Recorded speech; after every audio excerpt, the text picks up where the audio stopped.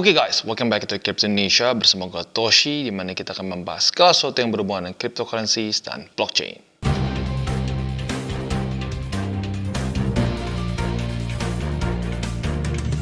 Oke, jadi sesuai dengan judul, pada hari ini kita akan membahas investing versus gambling. Apa bedanya dan apa yang bisa kita lakukan supaya kita nggak masuknya ke gambling. Ya, jadi tanpa lama-lama lagi kita akan langsung masuk ke videonya.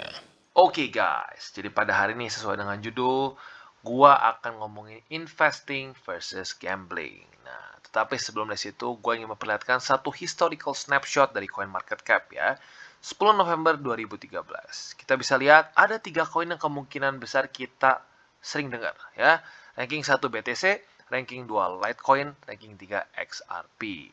Sisanya kita lihat ada namanya Peercoin, Namecoin, Novacoin, ada Feather Coin, bahkan dulu gue inget di ranking 2 di mana nah ini dia. Barbecue Coin ya, koin yang cukup ngetrend dulu pada masanya ya. Nah, tetapi intinya apa? Kalau kita lihat hanya 3 dari koin ini saja yang kita tahu ya. Kenapa bisa seperti itu? Karena sebenarnya satu hal ya, karena mereka tiga-tiganya memiliki fundamental. Ya tentunya beda-beda ya, ada fundamental lebih kuat, ada yang fundamentalnya biasa saja. Contoh seperti Litecoin, dia berfundamental dan bahkan base dari hashing system mereka pun dipakai untuk menjadi inspirasi untuk Dogecoin dan beberapa cryptocurrency lain yang pada zamannya juga cukup oke ya. Tetapi kesamaan dari 3 koin ini adalah balik lagi apa? Tiga-tiganya punya fundamental. Nah, kenapa koin-koin yang lain kita nggak pernah dengar? Karena ya basically ini hanya apa? Spekulatif saja, pure spekulasi. Kita lihat harganya ya. Ada yang pertama namanya Peercoin ya. Peercoin kita bisa lihat dengan jelas dijadikan tempat bermain apa? Pump and dump. Pump and dump ya. Tertingginya pernah sampai berapa nih? 9 dolaran ya. Sementara kalau kita lihat terendahnya itu bisa sampai 0, berapa nih? Rendah kayak 0,17 dan lain-lain. Dan luar biasa sekali volatilitasnya ya. Tapi sebenarnya gini, kalau cuma volatile saja it's okay. Karena kalau kita lihat Bitcoin pun volatile ya. Kalau kita lihat misalkan di November sini ya, di November 2013, ya Bitcoin nggak berarti dia tidak volatile, dia ada naik turun yang luar biasa besar, minus sampai kesannya 50%, 60%, 70% terjadi. Tetapi kita bisa lihat pada faktanya dia naik terus. Kenapa naik terus? Karena memiliki fundamental. Ya, dia jelas cara hash rate mereka kerjanya seperti apa, lalu mereka hashing powernya seperti apa, lalu halvingnya seperti apa, semuanya jelas gitu. Nah, pada akhirnya ya koin-koin yang seperti ini yang menjadi skema pump and dump pada dasarnya tidak memiliki fundamental ya. Mereka didesain hanya untuk make money secepat mungkin. Gitu, make money secepat mungkin. Saat sudah titik tertentu ya sudah, take profit saja. Makanya namanya apa? Pump and dump. Setelah dia pump dan dia dump lagi. Nah, kebayang kalau kalian misalkan dulu, gue mau investnya di 2013 gue investnya itu di Peercoin. Kenapa? Karena bagus kok, lihat tuh, ranking keempat di dunia ya, market cap-nya besar kok, sama XRP nggak beda jauh. Tapi sekarang XRP masih di top 10, sampai detik ini masih di top 10, sementara Peercoin ya sekarang kita lihat ya dia di ranking berapa? Dia di ranking 856. Dari ranking 5 jadi ranking 856 gitu. Nah, jadi baik lagi apa? Kita nggak bisa pure hanya ngelihat dari momentum saja. Lagi bagus nih momentumnya naik, maka kita beli. Selalu fokus dulu terhadap fundamental, baru kita lihat teknikal. Gitu. Karena gini, fundamental dari XRP tidak berubah kok. Ya, dari dulu dia dibuat, dari awal dia dibuat, sudah bagus dan kita bisa lihat. Ya, tetapi baik lagi, nggak semua orang mau mengerjakan PR-nya. Dia nggak mau lihat XRP itu apa use case-nya, siapa saja yang kerjasama dengan mereka, dan lain-lain. Orang lebih suka melihat apa? Yang ngepam. Kalau ngepam ya sudah, pokoknya lebih bagus. Nih, kayak contohnya di sini ya. Pada tanggal 10 November ini, Peercoin secara performa 7 hari ke belakangnya lebih tinggi jauh dibandingkan dengan XRP. Nah, seringkali orang-orang yang pure spekulasi atau para penjudi ini berpikir bahwa bagusan Peercoin dong. Lihat gainsnya 53%. XRP cuma 19, maka lebih jelek. Nah, itu seringkali logika yang sangat-sangat salah sekali yang dipakai oleh para penjudi di cryptocurrency market. Ya, mereka hanya melihat aset yang nge-pump itu pasti bagus. Aset yang ngedump itu jelek. Ya, pokoknya nggak guna koinnya. Ya, kalau punya mentalitas seperti itu, ya ya kalian akan investasi di Peer Coin, Name Coin, Nova Coin, bahkan ini ada satu lagi yang lebih lucu lagi, Barbecue Coin pada masa sekarang, gitu. Karena gini, ini nggak hanya terkunci pada masa dulu saja, ya. Sekarang pun banyak permainan-permainan seperti itu, ya. Bahkan sampai rug pull. Contohnya apa? Squid Game. Ini satu koin yang dulu bukan koin, bahkan ini token ya, dia token. Token yang ada di Binance Smart Chain, di mana dia ini sempat ngehits banget pada masanya ya. Di mana dia ini basically naik dari angka 0,016 ya, sangat kecil sekali ya, cuma 1 sen lebih dikit. Basically dia bisa naik sampai ke $90. Ya, posisi tertinggi dia sampai ke ya 90 lah kalau kita bulutin ya, biar gampangnya. Dan langsung di stop transaksinya oleh si tim dev dan langsung dia jual ya. Jadi ya, kenapa? Kenapa orang mau beli koin-koin seperti ini? Karena dengan pemikiran apa? Hype. Wah, Squid Game lagi nge-hype nih. Pasti orang semua akan beli, nanti gua akan untung. Nah, dengan pemikiran seperti itu, nggak mikirin fundamental, yang terjadi apa? Terburuknya rug pull. Gitu. Nah, kalau kita lihat yang lain ya, kalau ngomong yang lebih oke lah, lebih mendingan ya kayak mungkin seperti ini. Ya, name coin. Nggak jadi rug pull, tapi jadi apa? Pump and dump. Itu skema pump and dump. Tiap cycle-nya nanti akan ada orang yang nyangkut. Gitu kesannya. Nah, jadi ya baik lagi, kalau kita mau benar-benar investing, kita harus do our homework ya, mau mengerjakan PR kita. PR-nya apa? PR-nya adalah melihat fundamental dari project itu ya, dan melihat perkembangannya, dia sesuai nggak? Gini, karena kalau mau ngomong ICO boom di tahun 2016-2017, banyak sekali project-project yang janjinya tuh luar biasa ya.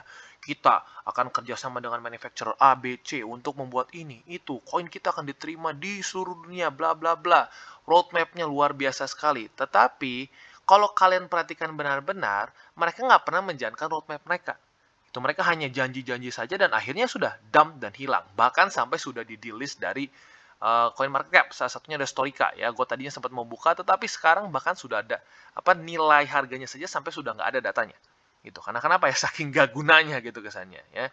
Jadi baik lagi, kita harus fokus dulu terhadap fundamental, baru kita lihat teknikal. Kalau teknikalnya juga sedang terjadi koreksi, mendekati support-support yang bagus, baru kita pertimbangkan untuk beli. Nah, dan tentunya ya bisa dibilang gini, kalau zaman dulu lebih ya 2016-2017 lah ya, lebih banyaknya ke ICO boom. Nah, untuk sekarang yang sering kali terjadi adalah spekulasi murni atau perjudian di dalam meme coins. Salah satunya adalah Buff Doge ya. Buff Doge ini gue ingat sekali pada masanya ya, orang sangat wah tergila-gila ya. Dan gue ingat juga waktu itu gue pernah bahas di YouTube channel gue ya, dan I got a lot of hate ya, banyak banget yang wah ngemaki-maki gue ya, bilang gue nggak bisa, bilang gue nggak bisa baca lah, bilang gue kagak ngerti lah, bilang aja lu cuma pengen hate ya, lu bilang aja pengen beli di bawah mana lagi ya, sekarang udah makin ke bawah terus gitu.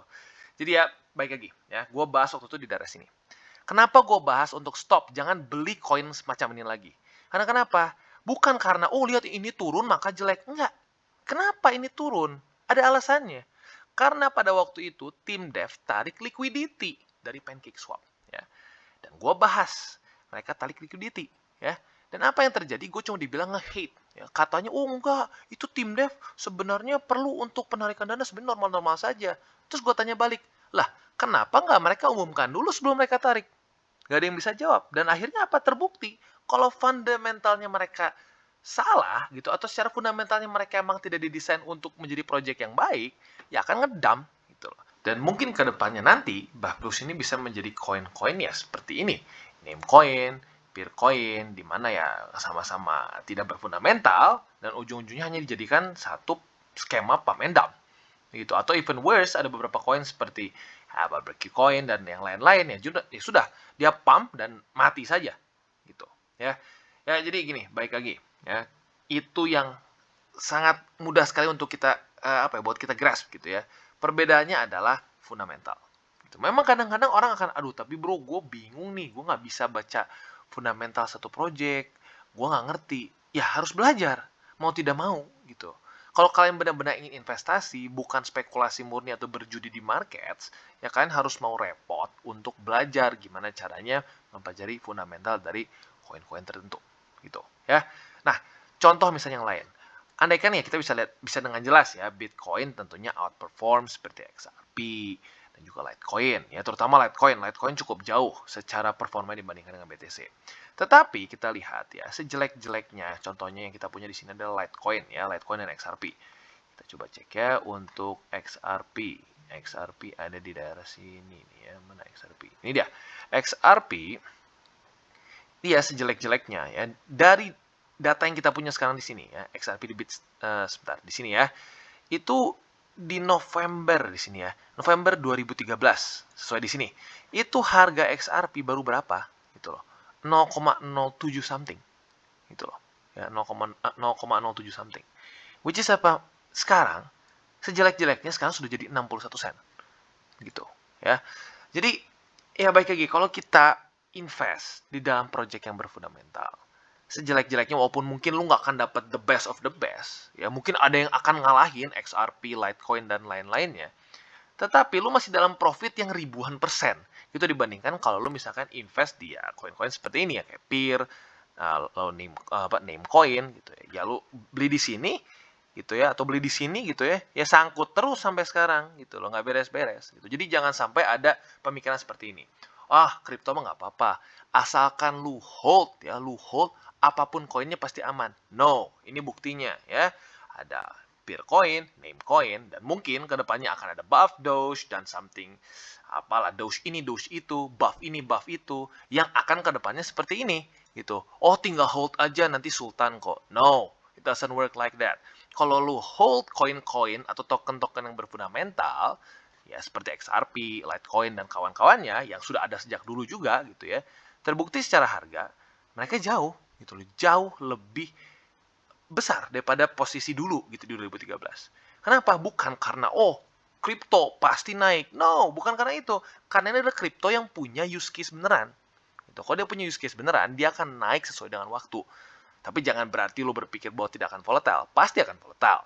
Kenapa? Karena ya baik lagi, itu memang nature-nya dari cryptocurrency. Tetapi by time akan cenderung naik. Gitu ya. Jadi harus kita bisa mengerti. Oke, nah gini. Pasti beberapa dari kalian nanya nih. Atau ada di otak kalian berpikir seperti ini.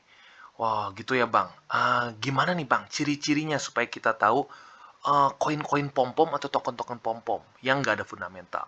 Karena jujur bang, gue misalkan masih baru banget nih. Ya gue akan coba jelaskan layman's banget ya sesimpel banget lah, sesimpel mungkin yang gue bisa. Ya. Yang pertama adalah biasanya mereka memiliki grup pom-pom ya atau grup nge-shield disebutnya. Di mana biasanya ada ketua sukunya yang seringkali menyuruh kita untuk apa? Membuat akun-akun Twitter yang banyak. Ya, buat akun Twitter, udah gitu nanti komen di orang A, B, C yang cukup terkenal. Bisa orang yang dunia kripto, bisa juga cuma artis biasa aja. Di mana tujuannya di situ adalah lu bikin orang lain tertarik untuk beli koin ini. Gitu, ya. Tapi lu nggak dikasih tahu ini koinnya apa gunanya, apa utilitasnya. Nggak ada, yang penting ayo bikin akun, terus kita shield koin ini. Itu yang pertama. Dan yang kedua, kalau lu kritis, lu nanya misalnya gini, lu tanya di grupnya, bro atau sis atau gun atau apapun lah ya, ini utilitasnya apa? Koinnya apa gunanya? Kalau lu dimaki-maki dan di-kick, siap-siap. Karena itu adalah salah satu ciri-ciri dari koin pom-pom atau koin yang tidak berfundamental. Itu karena kenapa? Kalau memang benar-benar ada kegunaannya, ya, grup dari pencinta koin tertentu akan dengan senang dan akan dengan akan sangat antusias menjelaskan kegunaan dari koin atau token tersebut. Gitu. Karena apa ya? Kalau gitu aneh kan misalkan gue ditanya, "Bang, kenapa lo beli Luna?" Gue akan jelasin dengan berpanjang lebar kenapa gue beli Luna, kenapa gue beli BTC, kenapa gue beli Ethereum, kenapa gue beli Cardano, dan seterusnya. Tapi kalau sampai di satu grup ini lu nanya utilitas dan lu dimaki-maki sampai lu di-kick, itu menjadi satu pertanyaan yang luar biasa besar. Sebenarnya lu mau invest di sini atau berjudi di koin ini? Siapa tahu ngepam dengan embel-embel, ini dunia kripto bang, kita nggak pernah tahu mana yang bisa naik. Yes, ya naik. Ini juga naik technically ya. Ya, orang yang beli di sini yang untung, yang di sini buntung gitu. Nah, jadi apa? Ini seperti kayak Ponzi gitu loh. Sebenarnya ngakaknya tuh pemain dam itu seperti Ponzi gitu loh. Cuma bedanya kalau Ponzi kan dibagikannya secara ROI. Kalau di sini dibagikannya langsung jebret saat kita TP. Orang-orang yang nge-shield di bawah sini ya. Orang-orang yang beli di bawah sini dan nge-shield, TP di sini makan duit orang yang beli di sini. Gitu loh. Ya. Jadi itu salah satu yang paling gampangnya.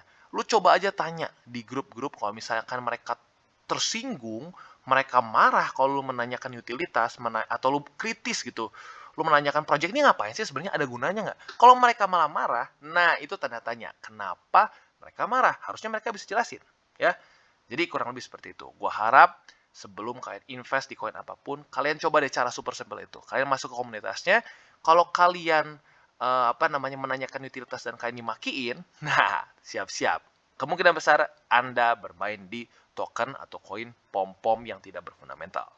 Oke, jadi kesimpulannya seperti yang kita bisa lihat, sebenarnya nggak terlalu ekstrim sulit kok untuk bisa melihat apakah koin atau token yang kita invest ini benar-benar berfundamental atau tidak. Mungkin kalau buat ngetes dia fundamentalnya bagus atau enggak sih lebih sulit ya. Tapi untuk ngetes satu koin, dia ini koin pom-pom atau bukan, cenderung gampang. Seperti yang gue bilang ya. Ya kita lihat komunitasnya seperti apa. Kalau kritis, apakah lu akan dimaki? Atau apakah misalnya lu bertanya, apakah lu malah cuma disuruh nge-shield aja? Gitu. Sebenarnya quite simple. Ya. Jadi sebenarnya kalau untuk menghindari gambling, nggak terlalu sulit. Untuk bisa mencari yang fundamental bagus, nah itu butuh praktis. Caranya gimana? Ya bisa cek playlist review kripto gua. Dimana di situ lu akan lama-lama terbiasa untuk mengetahui apa saja yang kita harus lihat dari satu project kripto sebelum kita putuskan untuk invest atau tidak, gitu. Dan buat kalian yang belum mengikuti DCWT atau Daily Charting with Toshi, bisa klik di sini, di mana kita akan daily chart your favorite cryptocurrencies, ya.